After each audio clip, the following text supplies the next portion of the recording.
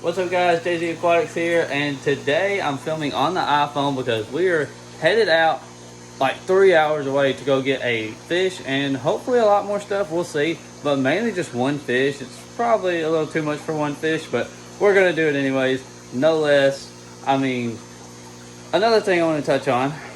So last video I did a breed for profit, and I just wanted to show y'all sometimes things just don't work out when you want to breed for profit. So let me just show y'all what has happened. Okay, so we got this tank set up, everything's fine.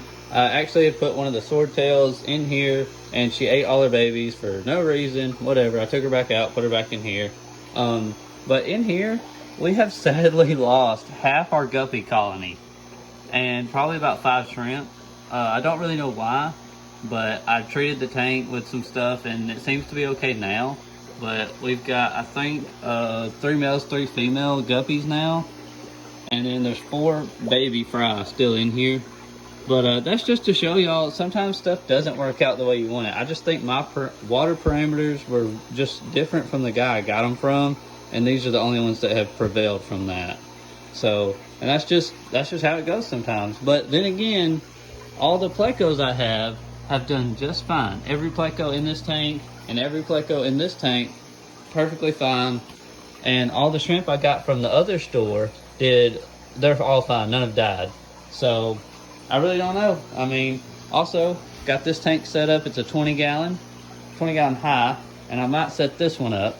But I've got to get on the road, and I will see you guys here in just a bit. Okay guys, I got them in the bucket. I have 3 fish. I cannot wait to show y'all. It's a 3-hour drive home. I'm headed there now. This is my little setup. I got a little power inverter with all my drill batteries for my air pump that goes into my bucket. Just to show y'all how I do it. So I will see y'all back at the house and show y'all what I got.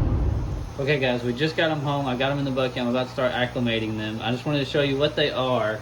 You can barely see them. I'll pull out my air stone, but we got a massive female blood parrot and 2 snakeskin gouramis. Very, very large fish. I'm gonna figure out how to acclimate them real quick, and then I'll figure out how to put them in the tank. So I'll be right back. Okay, so I put her in this little tub to acclimate her, and now we're just gonna dump her in the tank while everybody else is eating. So we fed the whole tank, so no one should be aggressive right now. We're just gonna dump her in the tank real quick.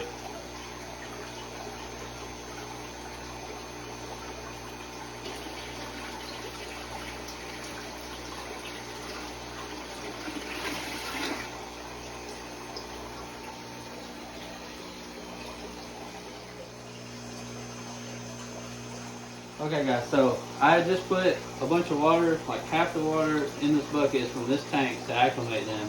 I've been acclimating them, so I'm just gonna pour the whole bucket into this tank so I won't stress them with a net or anything. I'm just gonna pour them straight in.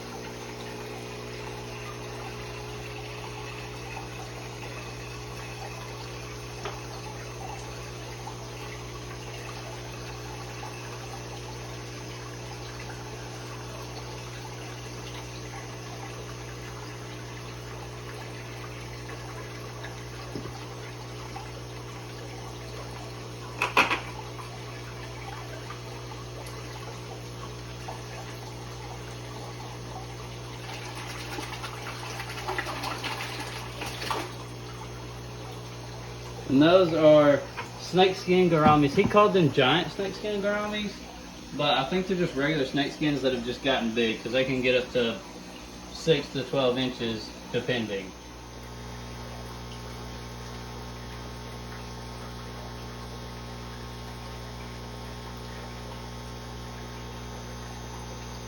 Okay guys, it's the next day, the next morning. I went and got breakfast, came back in here and turned all the lights on. She's doing good. I fed this tank earlier and she ate just fine. So she's pretty happy in this tank. Everything's been doing good. This tank, I did find out that it had ick, so I treated for ick, and then I'm gonna have to wait 48 hours from last night to treat it again. But you can see how this one's kind of laying on the ground. It's not very good, so I'll do a water change, like 25% water change, treat the tank again, and they should be okay. And then the gouramis, like the tank they were in was just a wide open 150 gallon with a bunch of predatory fish. So I've gave them, they're in this cave, and I guess the comfort of a cave has really settled in on them. And when you turn the lights out, they come out just fine. But when the lights are on and I'm close to the tank, they really just want to be in this cave. So I don't know if that's like from being with all the predatory fish, or if that's just they really wanted a cave. I don't know. But you can see them right there under the cave. They're just fine. They're perfectly fine. They've eaten. I mean, but I got some B-roll of them this morning when I came in, so I will put that before this video. And they look really good. They look really happy. They just are skittish, I guess. They're just, but I'm glad I built that cave for them. I got some extra rocks right here that I might put some more in here for them. Not really sure yet. But the other thing I got was some driftwood. I think it's Mopani driftwood. And I said, set it in this tank. He had already boiled it for me. He had like 5 pieces and he gave me 2 of them, which was super grateful for that. And then I got my rock wool things for the plants in here. So this tank will be ready to go soon. My guppies and snails should be here soon. And I think we're just going to put them in this tank. And I might throw a few of the snails in that tank, or some of the snails and guppies in this tank, because this one's getting pretty good bit of algae on it. But that's what I want this tank for, is to have algae on the sides so that I can put whatever in here. I want to get some barbs, but I'm not really sure what I'll get.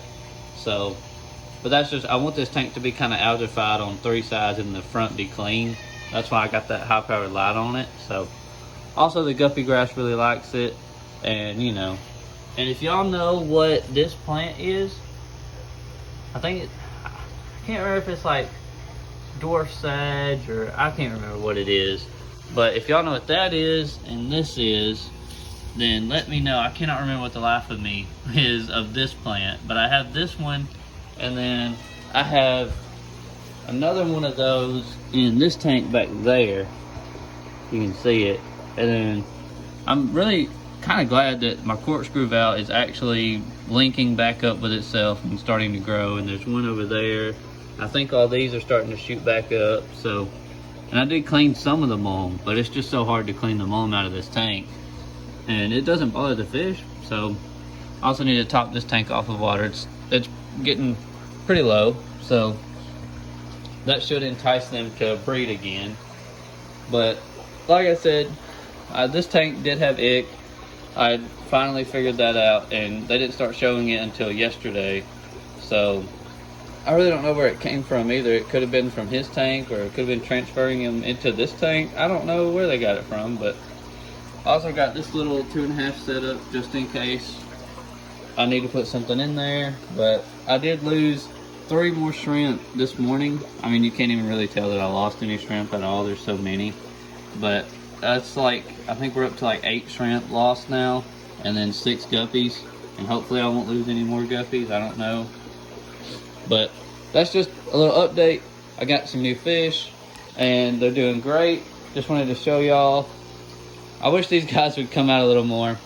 If y'all have any tips for feeding gouramis, let me know. I've done brine shrimp, flakes, and pellets.